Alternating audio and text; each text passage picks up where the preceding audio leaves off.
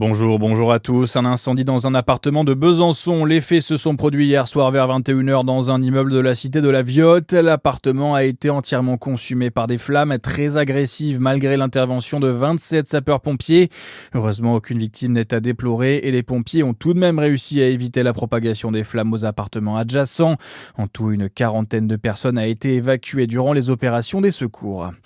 Une surveillance mise en place dans le quartier de Planoise à Besançon. Hier après-midi, des habitants auraient entendu des coups de feu et certains auraient vu 3 scooters montés par des individus en possession d'objets ressemblant à des armes de poing, rapporte l'Est républicain.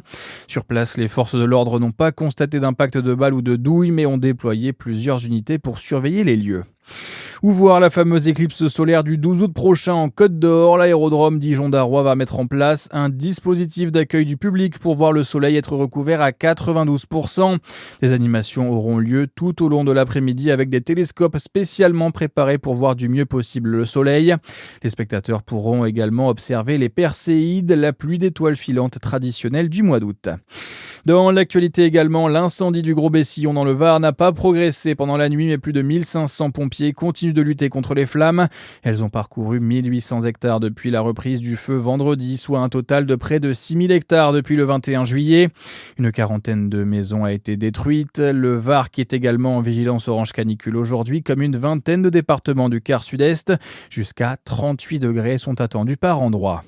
Et dans le même temps, en Gironde, le méga-feu qui a ravagé 42 000 hectares est désormais fixé. Il ne progresse plus, mais il y a encore des points chauds.